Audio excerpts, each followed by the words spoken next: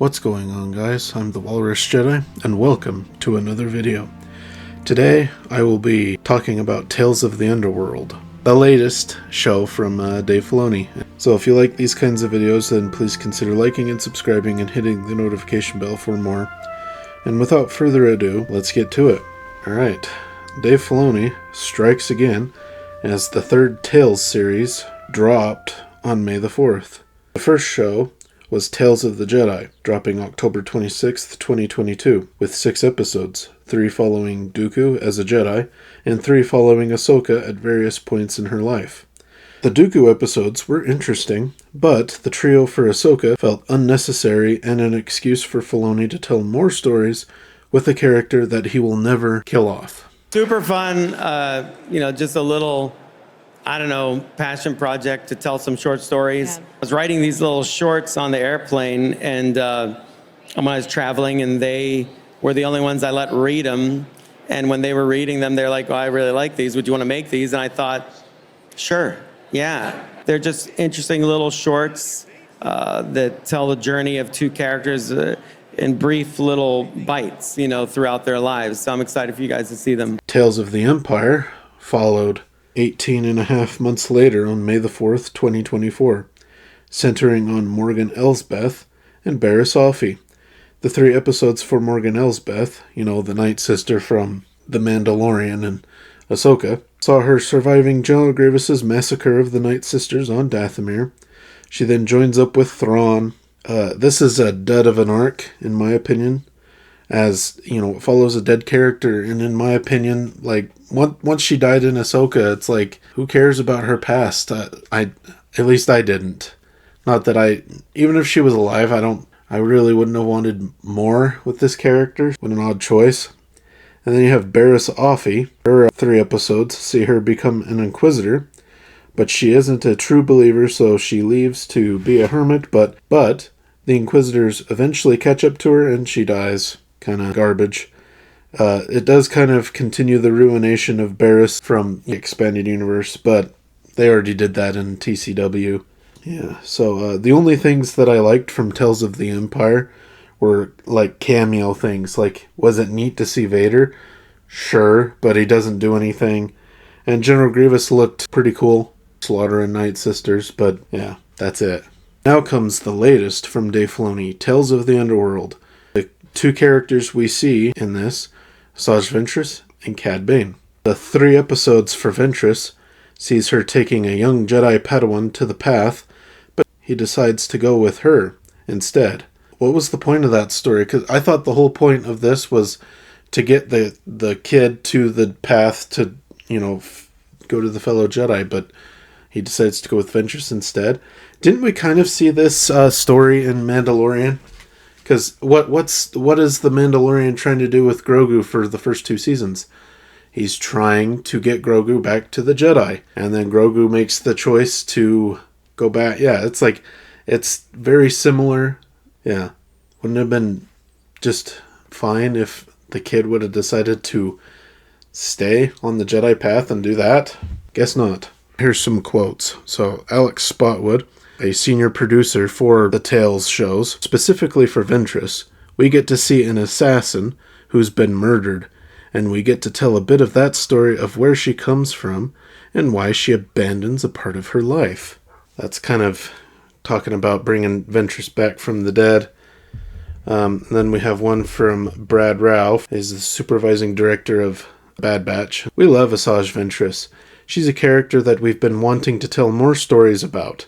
We don't want to spoil anything, but we want fans to know that any new storytelling with Ventress will align with the events of Star Wars Dark Disciple. And that's obviously in reference to, because if you're not familiar with the book Dark Disciple, it's a Clone Wars novel, and the whole plot of it is basically the Jedi are essentially put out a hit on Count Dooku, so they task Quinlan Vos with getting the assassination done. And so Quinlan gets tangled up with Asajj Ventress, and so they basically those two try to assassinate Count Dooku, and for obvious reasons it doesn't work. And at the end, Dooku is going to kill them, so with his lightning, but instead of zapping Quinlan Vos, Ventress jumps in front of it and takes the lightning, and she dies, and Dooku flees or whatever. And so Quinlan Vos takes the dead Ventress back to Dathomir and lays her to rest in the Dathomir stuff, the Night Sister, whatever. Yeah. And then in Tales of the Underworld, the Ventress episode, the first one starts with, we see Quinlan Vos bringing Ventress and laying her into the water, liquid, whatever it is, and then they leave. And then Ventress gets to come back if she sacrifices her love of Quinlan Vos. Oh yeah, they fall in love in a Dark Disciple. So, yeah, kind of an interesting story, but they basically, is it contradictory? I guess it makes sense for these Night Sisters to bring back the dead, but again, it's like, okay, yeah, they can do that, but why does Ventress decide to come back? She has to give up her love of Quinlan Vos to come back. What is there to come back to? She's literally coming back to life at a point when Force users are being hunted down. I don't see any benefit of coming back to life. And instead of that, why don't they just make Dark Disciple some episode? Why not just make that?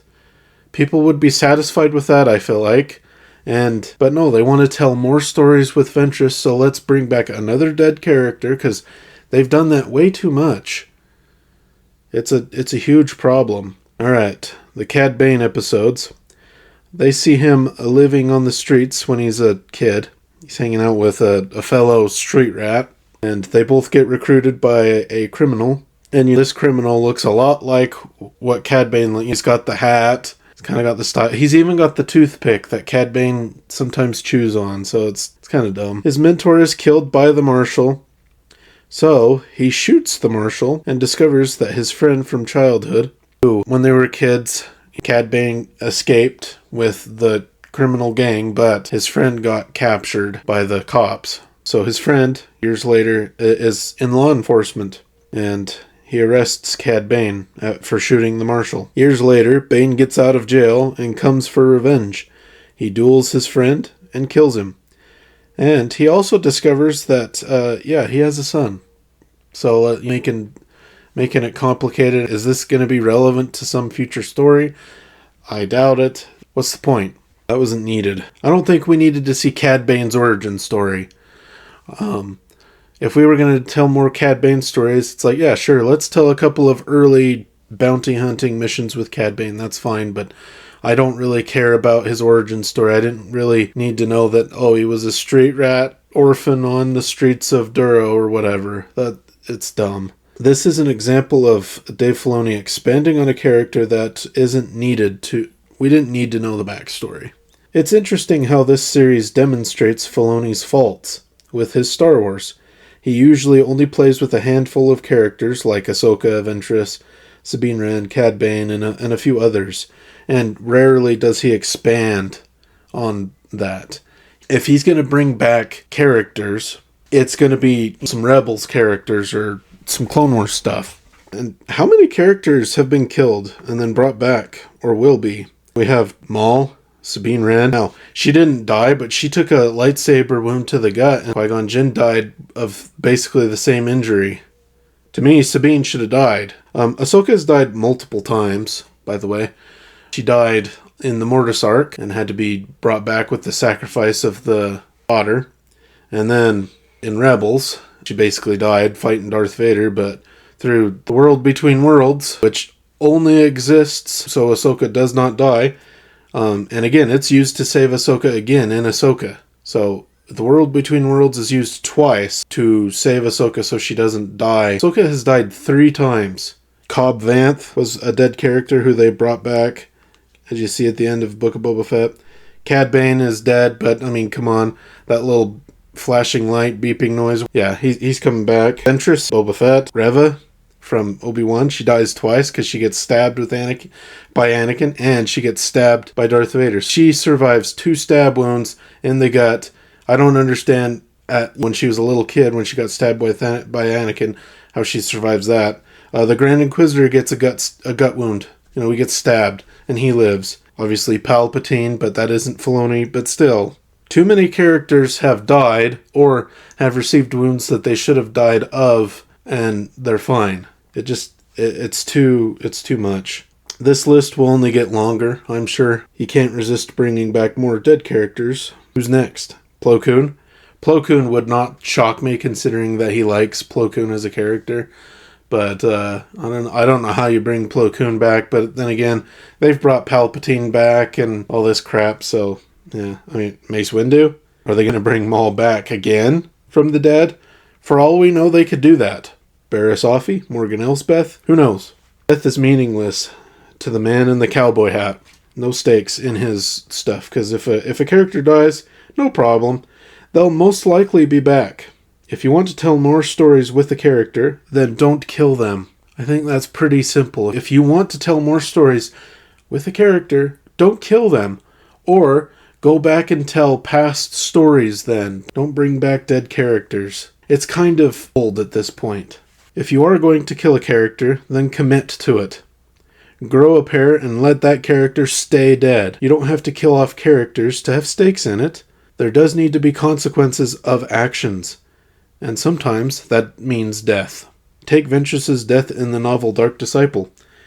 Ventress dies taking Dooku's lightning that was meant for Quinlan Vos. And then you kind of erase that. Oh, but the cost is she has to give up her love. It's like, but she still wants to go talk to Quinlan Vos and all that.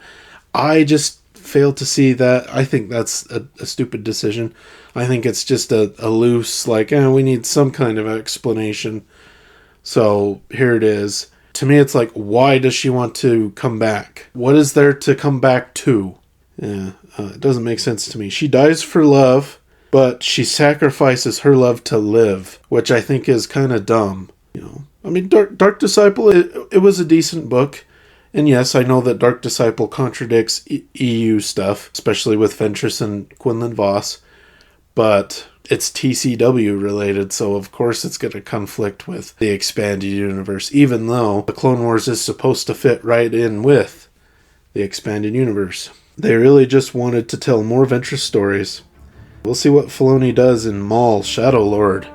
We'll see who he brings back in that, and who he ruins and what he does, because there will be some Dave Filoni-isms in that show.